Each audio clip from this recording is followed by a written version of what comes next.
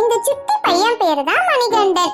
இவங்க அப்பா அம்மா கிட்ட நிறைய கேள்விகளை கேட்டு பதில்களை தெரிஞ்சுக்கிட்டு இருந்தான். மணிகண்டா, உன்னோட கேள்விகள் எல்லாம் முடிஞ்சதாப்பா? நான் கிளம்பட்டுமா? எனக்கும் ஆபீஸ்க்கு டைம் ஆகுது. என்னங்க நீங்க இன்னைக்கு மதியான ஷிஃப்ட் தானே சொன்னீங்க, காலையிலே கிளம்புறேன்றீங்களே? ஓ ஆமா, இல்ல நான் மறந்தே போயிட்டேன். உங்க கூட பேசிக்கிட்டு இருந்ததுல என்ன ஷிஃப்ட்னு கூட மறந்து போயிட்டேன். அப்பா, நான் உங்ககிட்ட கேட்கணும்னு நினைச்சுக்கிட்டு இருந்தேன்.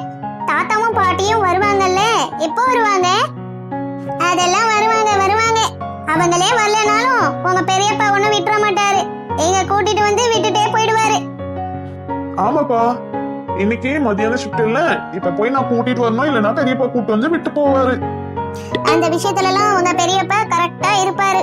தோ உங்க அப்பாவோட போன் ரிங் ஆயிடுச்சு பாத்தியா? பாவம், அண்ணன் மட்டும் என்ன பண்ணுவாரு? அண்ணியோட தொல்லை தாங்காம இருக்கும், அதுதான் கால் பண்ணிட்டாரு. ஹலோ, சொல்லுங்க அண்ணே, எப்படி இருக்கீங்க? நல்லா இருக்கீங்களா? சரிங்க அண்ணே, நான் இன்னும் 1 மணி நேரத்துல வந்து அப்பாவா அம்மாவை கூட்டிட்டு வந்துடுறேன். ஓகே, வச்சிடுறேன்.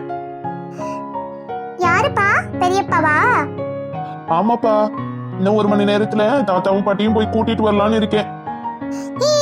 ஜாலி ஜாலி, பாட்டியும் தாத்தாவும் வர போறாங்க. ஹாப்பி. இன்னும் 1 மணி நேரத்துல எனக்கான டார்ச்சர் ஆரம்பிக்க போகுது. அப்பா அம்மா, எனக்கு உங்ககிட்ட ஒரு கேள்வி கேட்கணும்னு ரொம்ப நாளா நினைச்சுக்கிட்டே இருந்தேன். என்னப்பா? கேளுடா, எனக்கு உள்ள கிச்சன்ல வேலை இருக்கு. உங்க 2 பேர்கிட்டயுமே ஒரு கேள்வி கேட்கணும்னு ரொம்ப நாளா நினைச்சுக்கிட்டு இருந்தேன்.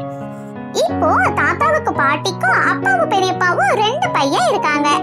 அதனால தாத்தாவும் பாட்டியும் அப்பா கூட 1 மாசமும் பெரியப்பா கூட 1 மாசமும் இருக்காங்க. நானு உங்களுக்கு ஒரே பையன். உங்களுக்கு வயசானதுக்கு அப்புறம் 1 மாசம் என் கூட இருப்பீங்க, இன்னொரு மாசம் எங்க இருப்பீங்க?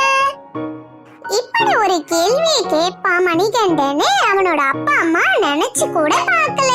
அவ கேட்ட கேள்வி அவங்க 2 பேர் தலையிலயும் ஓங்கி ஒரு கொட்டு வச்ச மாதிரி இருந்தது. 2 பேரும் ஷாக் ஆகி அப்படியே உறைஞ்சு போயிட்டாங்க. அப்போதான் அவங்களுக்கு புரிஞ்சது அவங்க பண்ண தப்பு என்னன்னு. சாரி மணிகண்டா, புரிஞ்சுக்கிட்டோம். நீ என்ன கேட்க வரங்கிறத நாங்க நல்லா தெளிவா புரிஞ்சுக்கிட்டோம். இப்போதான் எங்க தலையில யாரோ ஓங்கி அடிச்ச மாதிரி இருந்தது. என்னையும் மன்னிச்சிட்டு மணிகண்டா. இப்போதான் எனக்கும் புரியுது. நானும் ரொம்ப நாளா உன் தாத்தா பாட்டி கிட்ட கோவப்பட்டு கஷ்டப்படுத்திக்கிட்டு இருந்தேன். நாளைக்கு எனக்கும் அதே நிலைமை தானே? அப்பா அம்மா, ஒரு விஷயத்த நல்லா புரிஞ்சுக்கோங்க. நீங்க கஷ்டப்படணும்ன்றதுக்காக இந்த கேள்வியை நான் உங்ககிட்ட கேட்கல. வயசானவங்கள நம்ம தான் பத்திரமா பாத்துக்கணும். இங்க 1 மாசம் அங்க 1 மாசம்னு அவங்கள அலக்கடிக்க கூடாது. அவங்க எவ்வளவு சாப்பிட போறாங்க? நாங்க 2 பேருமே நல்ல தெளிவா புரிஞ்சுக்கிட்டோம். நாங்க பண்ணது மிகப்பெரிய தப்பு. இனிமே நான் பெரியப்பா கிட்ட போன் பண்ணி சொல்லிடுறேன். இல்லனா நேர்ல தாத்தா பாட்டி கூப்பிட போகும்போது சொல்லிட்டு வந்துடுவேன். அப்பாவும் அம்மாவும் என்னோட கூடவே இருக்கட்டும்னு. இப்போதான் எனக்கு புத்தி வந்திருக்கு. என்ன மன்னிச்சிடுப்பா. இனிமே உன்னோட தாத்தா பாட்டிய நான் எதுவும் சொல்லி திட்ட மாட்டேன், குறையும் சொல்ல மாட்டேன்.